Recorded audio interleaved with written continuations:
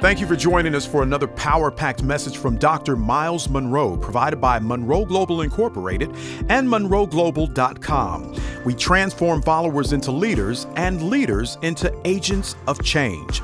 We hope that this message is a blessing to you as you advance your life and discover your purpose. Now, let's go into the message. This session is focusing on succession as a measure of your leadership success. That's what we're focusing on.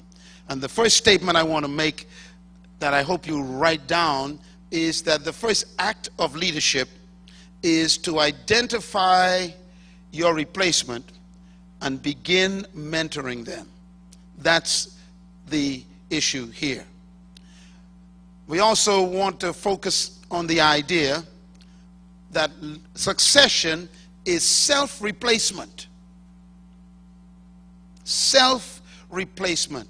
That is so frightening. Think about it. The last thing you want to do is replace yourself with anyone. You want to protect your position. You want to secure your position. And yet true leaders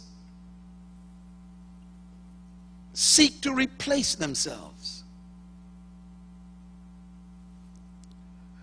Point number 2, it takes courage to make yourself unnecessary.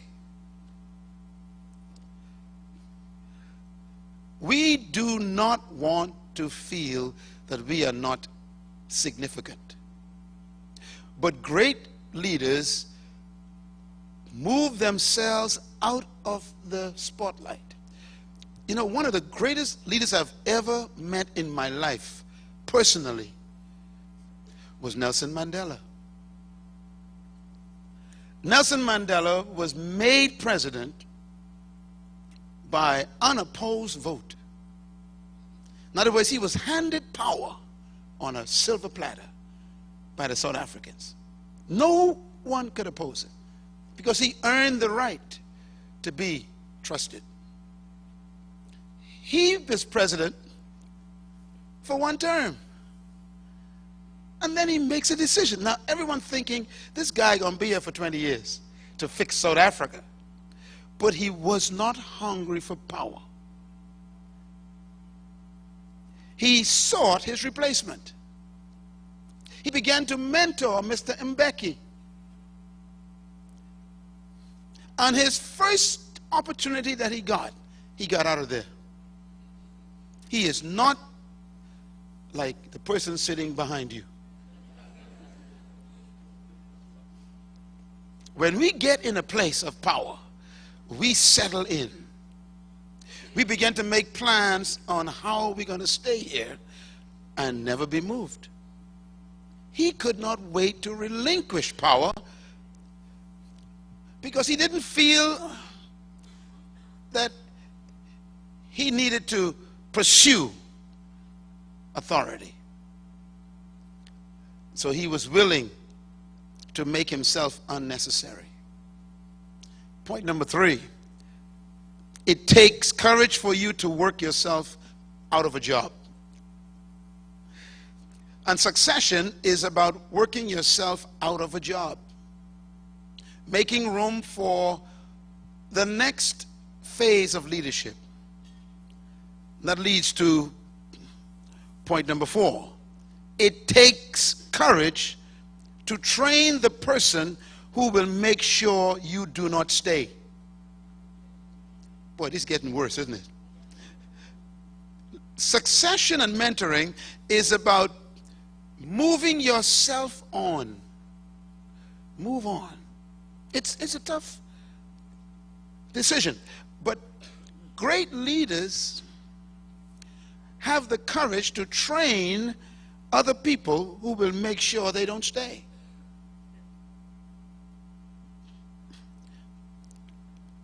Words of Jesus Christ. It is expedient that I go away.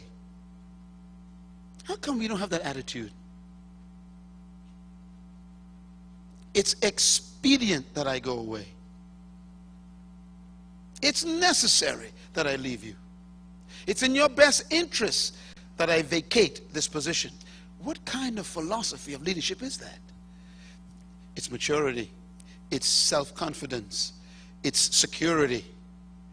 It's an awareness of your own value. It is a sense of self. I am who I am, and I go where I go. In other words, I take me with me when I leave. So I don't get my value from where I am. Some of you all missed it. If you get your value from being the manager, then you better never lose that position. If your significance comes from being called pastor, bishop, you better never lose that job. But if your value is not in the title, the position, or the paycheck, then wherever you go, your value goes with you. Don't become synonymous with your title.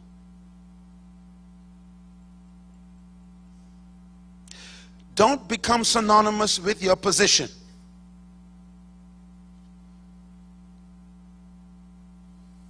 Be willing to relinquish power.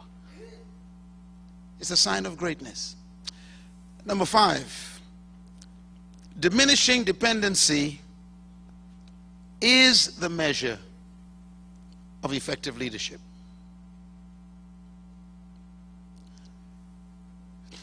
This takes all the skills of a leader to create an environment where you become less important.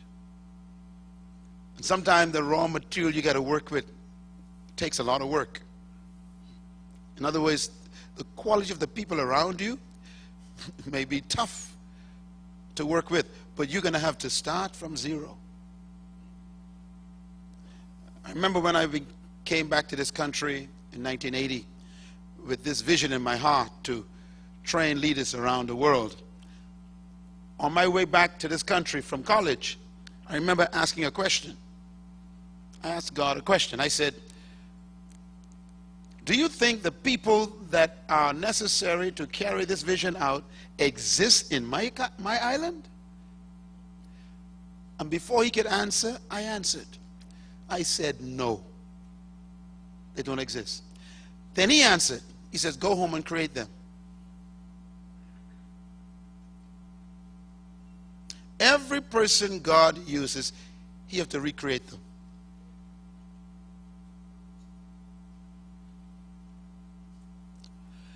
So the people in your environment who you would like to mentor and develop into leaders may need a lot of work. You got to have a lot of skill, a lot of patience to mentor people. You got to trust them with power, with the rights to make decisions. All right, here's something I thought was interesting. Succession is about life beyond your leadership, living beyond yourself. True leadership measures its success by this concept again of diminishing dependency. And therefore, your greatest contribution is to outlive yourself. How do you outlive yourself? By transferring yourself to other people. Succession is about living beyond your grave. And the only way to outlive your life is to reproduce yourself in the next generation.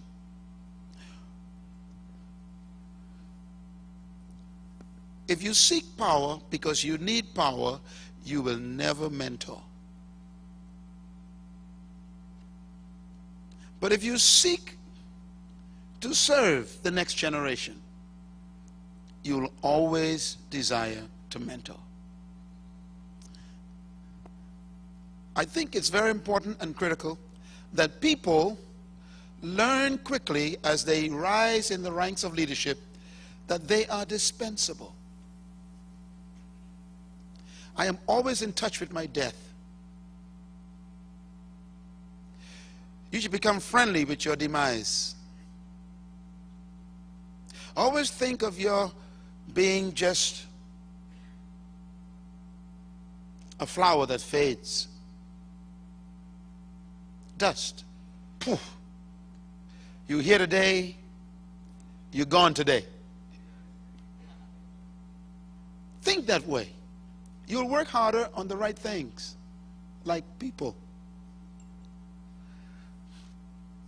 So, the measure of leadership. We must not measure leadership in what we achieve or in the goals and programs and projects we accomplish. But that's what we do. So, well, I had a great event 2 years ago, and did another one last year. I'm a success. No, you're not, because those were events. They're gone. People don't remember your events. Your projects. You did a great project. You had a wonderful experience. You did something great. Okay, but it's gone. People won't remember the convocation you had in Jerusalem last month. They won't remember it. It was great, but so what's next? They say next. And so you can't build projects as your legacy.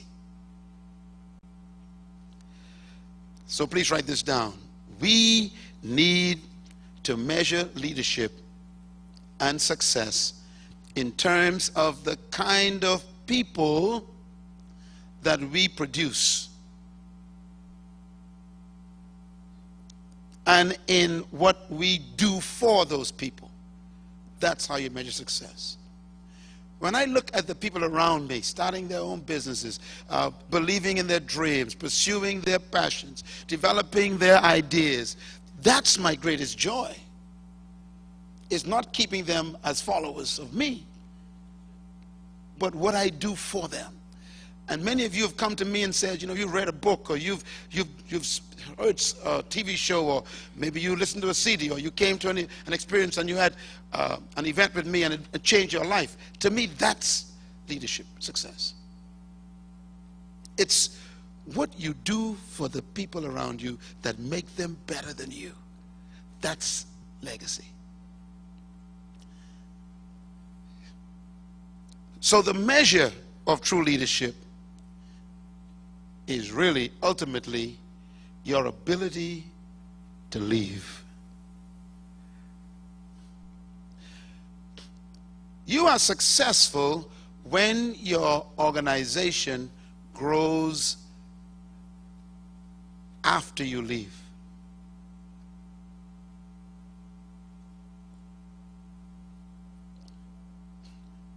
When the greatest leader of all time left the earth, he had 11.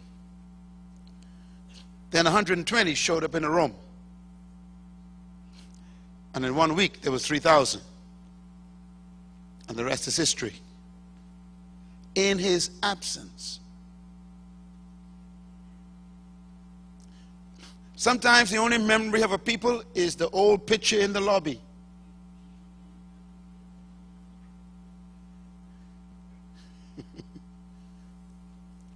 Why don't you paint your face on the hearts of people? If they never put a photograph up of you, will your name still be in the halls? Would you hear them talk about you? She did this for me. Yes, I was discouraged, but one day she spoke to me. Yes, I started this business because one day she or he gave me this idea. In other words, would your name be on lips rather than on walls? Legacy is about giving life to people, not photographs.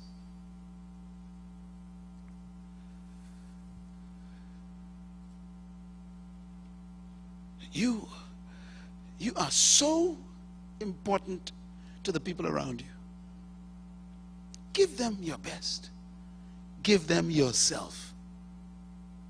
They deserve that. Here's a thought.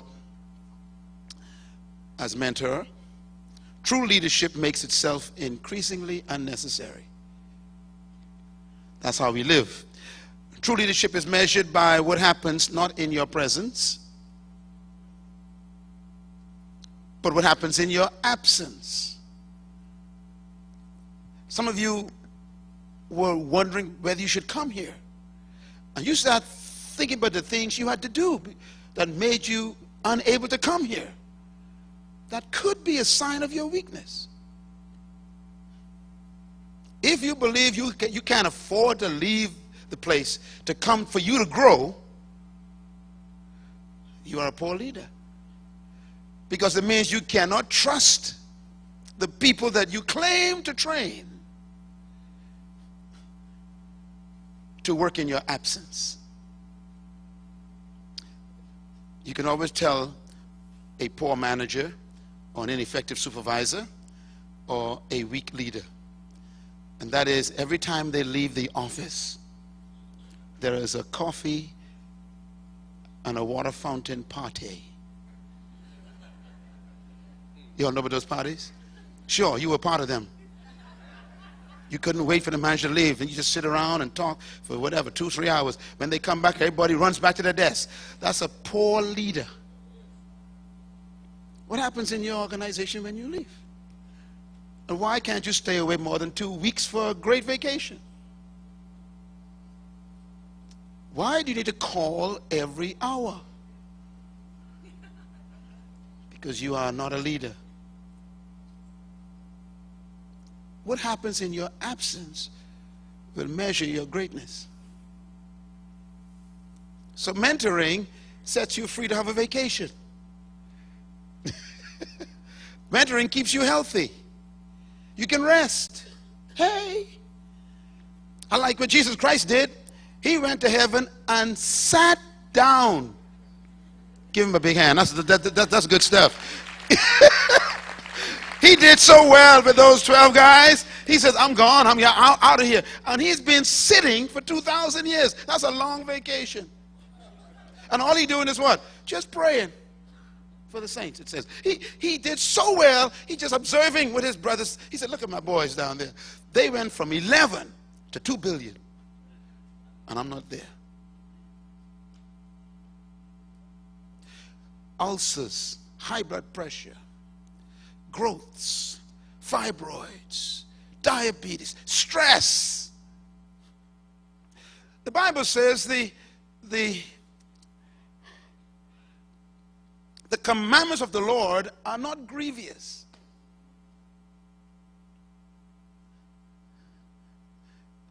Is your work causing you grief? You can't just train people so you can go away. Let me tell you something. If their needing you makes you feel important, you are a parasite. If they keep calling you on vacation to ask you questions or get directions, you are a weak leader, perhaps not one at all. Why is it so quiet? See, leadership is the capacity to leave. And the only way to do that is intentional mentoring. Teaching them everything you know. Training them to discover their gifts, to become their best. Without you, then you can live long.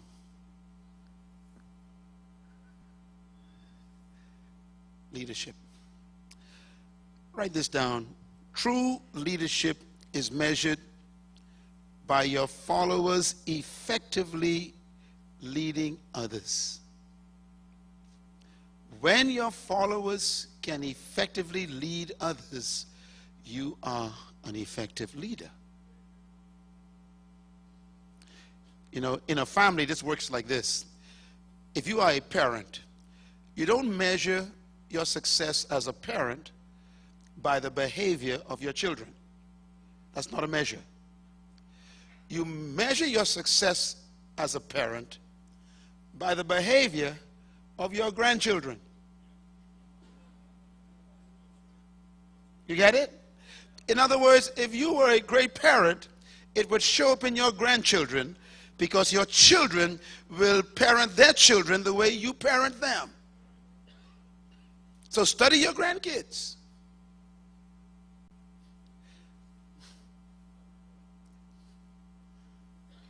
I pray not for those who are with me, he says, but I pray for those who will believe on me through them. I'm going to check the grandkids. Because if I mentored effectively, then my mentees will mentor effectively. This is why you should never be driven out of office. Oh, this is so good.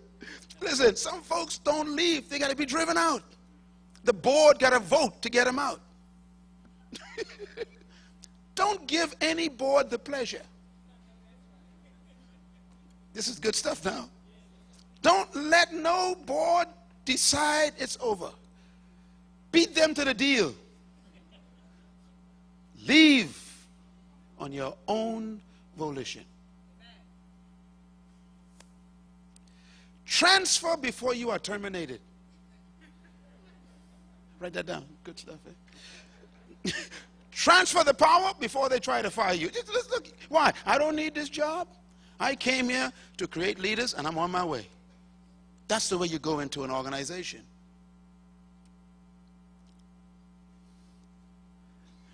God makes sure you will never own his organization. So he lets death take care of you.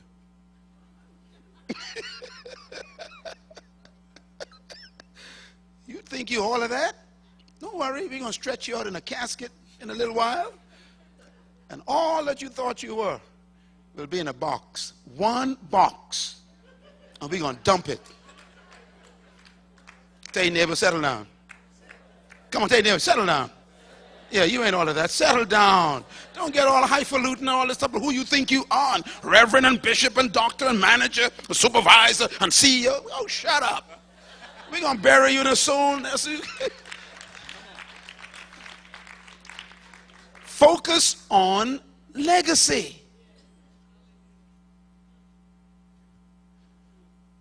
Some of you are 3 weeks away from cancer and don't know it.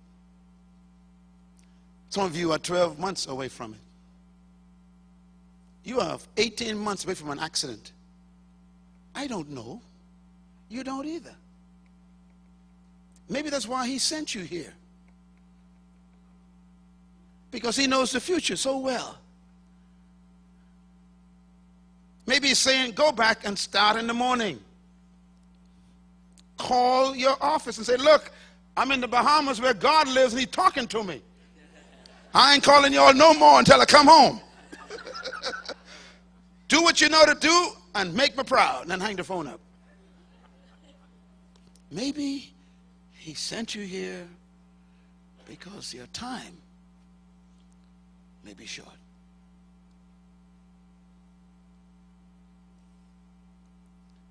Every day I live, I write my obituary.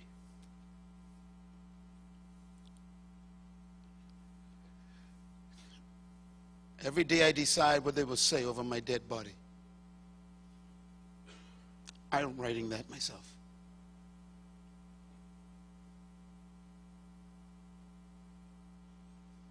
I hope you're writing yours. What are they going to say about you?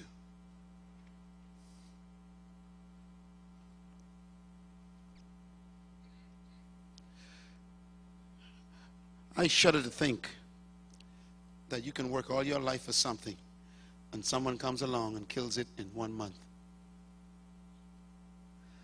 Leadership success is not measured by what you have done, but by what you can successfully transfer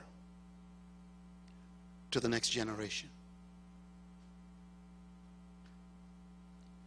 The vision, the passion, the ideas, the dream, what you saw that you won't live long enough to finish. Can you give it to someone else?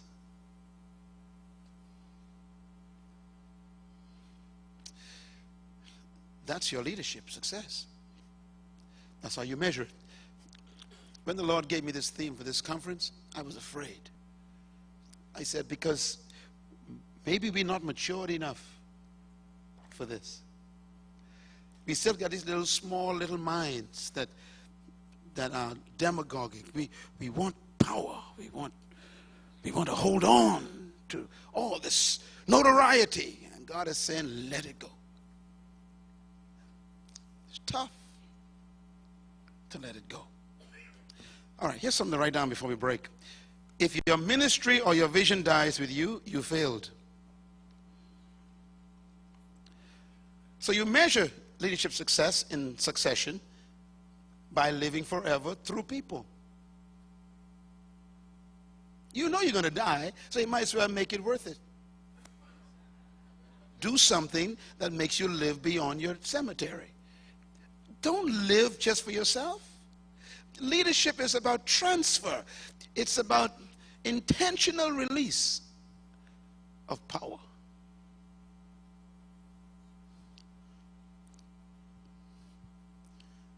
So I want to give you a little suggestion on how leaders should see. First of all, a leader is one who sees more than others see. Be conscious of the people around you. See in them what they can't see in themselves. Secondly, see farther than others can see. Don't just see more than they see farther. See life after your death and design it. You can design your future beyond your grave by mentoring.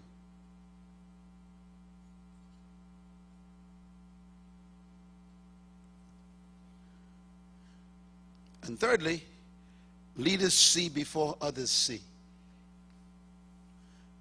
They are very conscious. They're quick to understand. I better put that in place in case I'm not here. They see quickly. I better fix this before I leave. I better make sure, provide for this before I go. I remember King David. What an interesting guy. David knew he was dispensable.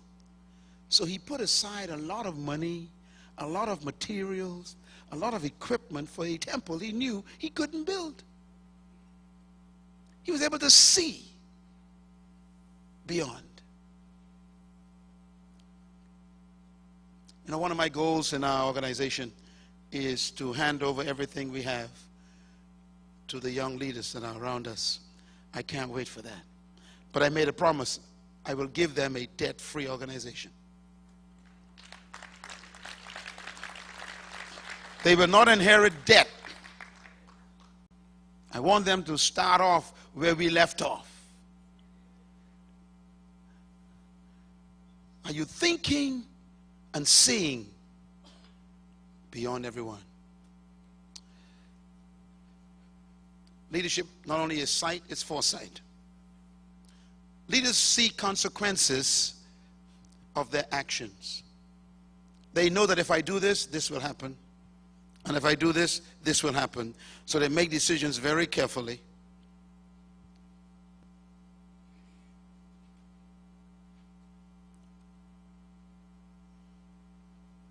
They measure leadership by the decisions they make to secure the future. You don't make decisions to secure yourself.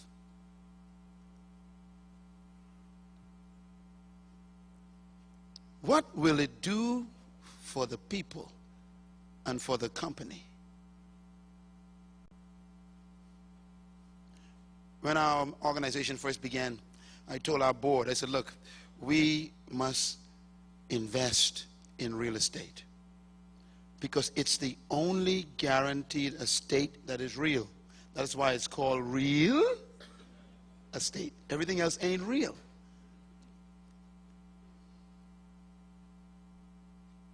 And so we've been doing that over the years. And we have cushioned ourselves so well that we're not afraid of any crisis. The decisions that you make will secure the future if you are a visionary leader. Your interest should be in the future because that is where you will spend the rest of your life.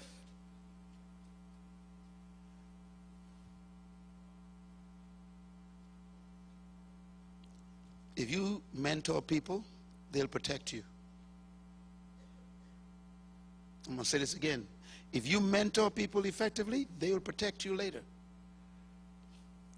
I have seen some of the most horrific experiences that could make you stop believing in God in the church. I've seen pastors who died, and in 1 week the board fired their wives, got rid of their sons and daughters out of the church. And this pastor built the church for 40 years. 1 week the board gets rid of the whole family. That pastor failed, not the board. Because if he had mentored someone and transferred the vision to that person would protect the pastor's legacy and his family.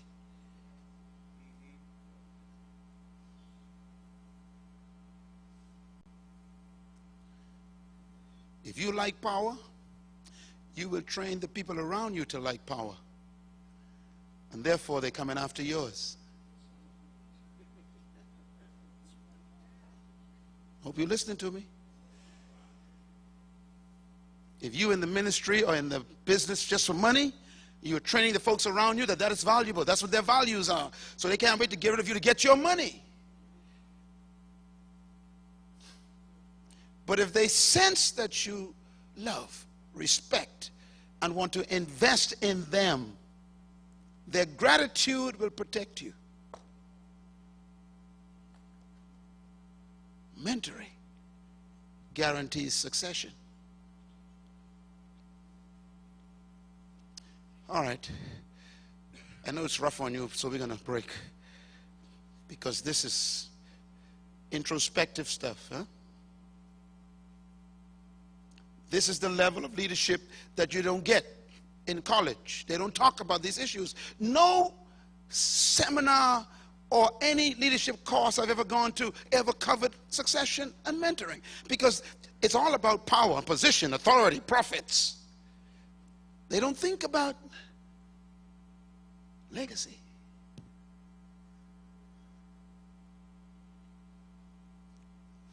Here's something to think about. Don't miss any session, please. Because we need to learn about how to do this. Anybody want to know how to mentor? Let me see your hands. You know how to do it? Let me see your hands. I just want to see a confession. You want to know how to mentor? Okay, some of you assume you know. I'm not going to leave it up to guessing. This statement up here is an interesting statement. And this is a little hint. And we're going to break in 5 minutes. But I want you to think about this. First of all, one of the most successful transfer of power was Moses to Joshua. Do you agree? Absolutely. Perfect. Normally, when there is a transition of power, there's a fight. Infighting. Board meetings become violent wrestling matches. People start jockeying for position and lining up and setting up and claiming different pieces of the organization. And it begins a big war. No war with Moses and Joshua. Easy. But do you know why? If you read this statement, very interesting statement. It says Joshua, whose father's name was Nun, was Moses' what? Aide. How long? Since his youth. Okay. Listen, you want to mentor people who don't want your position. They want to make sure you stay in it. I'm going to say this again. This is very important. You want to mentor people around you who don't want your position. They want to protect it. I'm going to say this a third time because this is very subtle. You want to mentor people who don't want your position. They want to make sure you stay in it. That's what an aide is. Now, the folks we call aides today, they are following you, serving you, carrying your water bucket, not because they want to protect your position.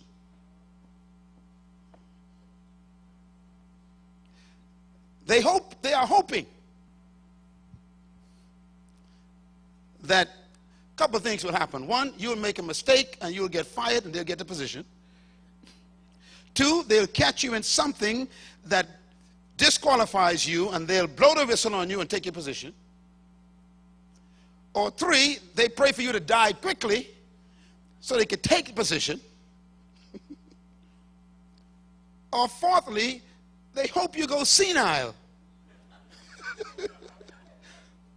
demented, so they can qualify for your position. Or fifthly, they will be your aide so that you will turn around one day and give it to them. And all of them are wrong motivations. Joshua wanted nothing. How do I know this? Well, look at the next statement. You remember when God told Moses, he said, Moses, this work is too hard for you. I want you to lay hands on 70 elders. So the 70 came. Moses called them out. Of course, he identified qualifications. He called them out. And then he laid his hands on these 70 people. And when he laid his hands on them, the same spirit that was on Moses came upon these people. So now Moses multiplied himself 70 times. And it says Joshua was not in the camp when this happened. He might have been working somewhere doing something. And when he came back to the camp, you're talking about at least almost 2 million people by this time. I mean, it's a massive country, a mobile country. And he comes into the camp, and Joshua hears all of these people sounding just like Moses. They began to prophesy, talk, and they sounded just like Moses. Now Joshua becomes very, very angry. And Joshua listens and he goes, "What are you doing? Stop it." And he runs in the office. He tells secretary, "I want to see the CEO now." And she recognized that, oh, okay, he's the aide. And she let him in. And he walks into Moses' office and he said, "Master, do you know what's happening outside?" He said, "Everybody gonna take your job."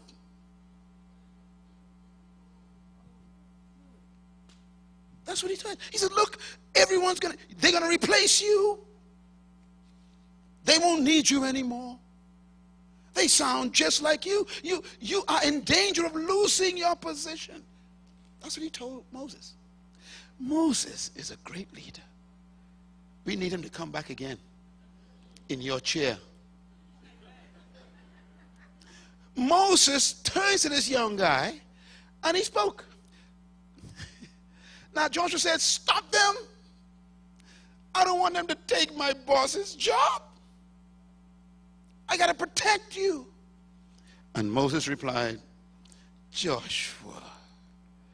And I believe this was the moment when Moses decided this kid gets the company. Because he doesn't want it. He wants to protect me. Wow. This is when Joshua expressed his love for his boss. And please don't forget that statement. It'll make sense tomorrow. His love for his boss. And Joshua heard Moses say, "Look, listen, son. Are you jealous not of me?" Please write that down. That's important.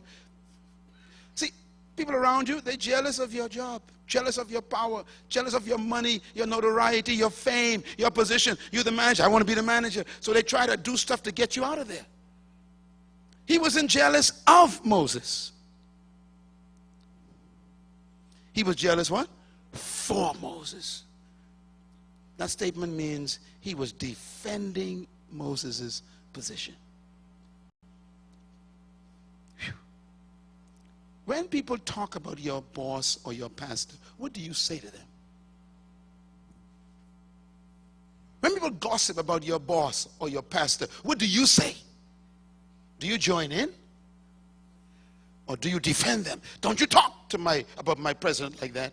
You stop that. Don't you talk about my supervisor like that. Do you say that? If you join in with them, you will never be a successor. I remember one time, and we're going to get into this again tomorrow, but, Peter, wow, I knew the moment when Jesus chose him. That's when Jesus started talking about, I'm going to die. Peter says, over my dead body. Christ says, I like this guy. I like this guy. Do you defend your boss? Or do you join in and criticize because you want him to fall so you can have the position?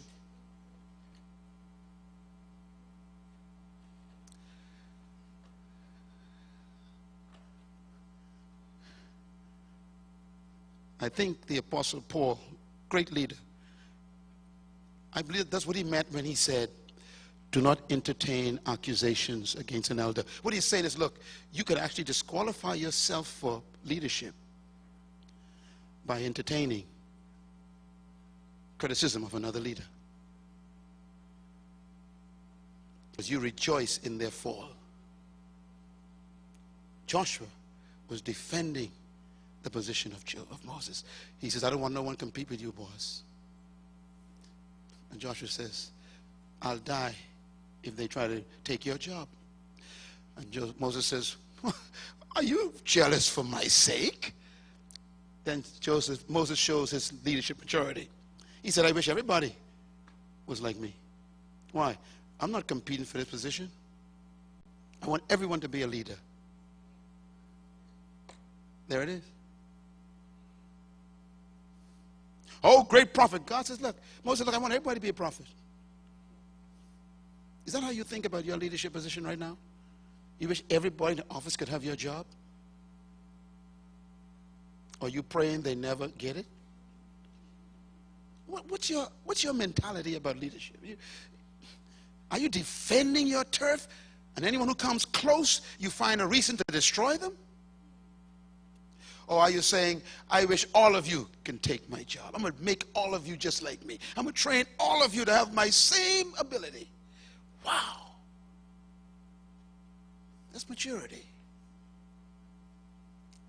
Leaders, true leaders, are never married to a position.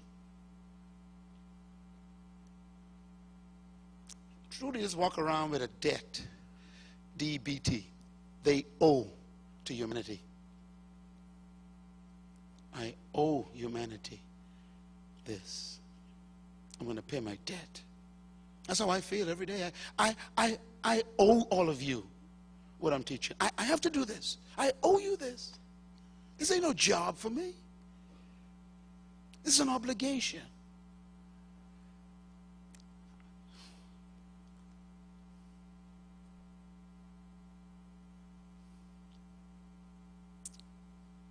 Are you jealous for me?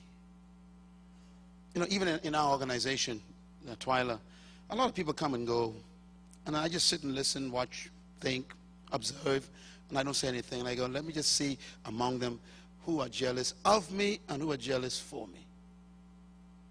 Because there's a big difference.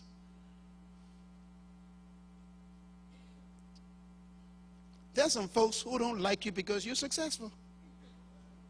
And what they don't know is, if they're smart, if they act right, they can get all of it dumped in their laps.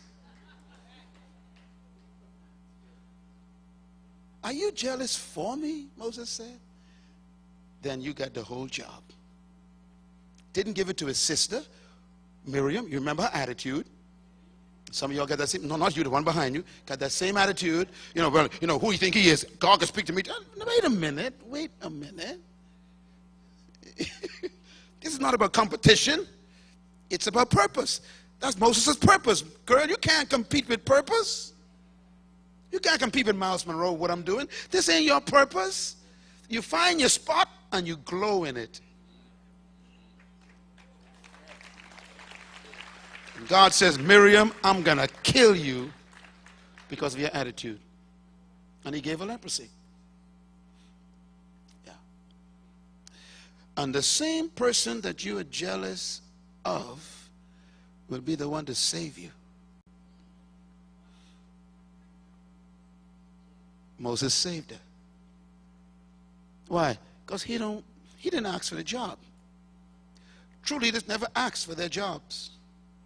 Destiny chose them. So don't ever be jealous of destiny. You'll never win. It's like being angry because a bird is flying. The bird will fly and sing while you die because he didn't choose to be a bird. Yeah. All right. Finally, why mentor? Leadership succession. Why should you mentor? Because success without a successor is failure.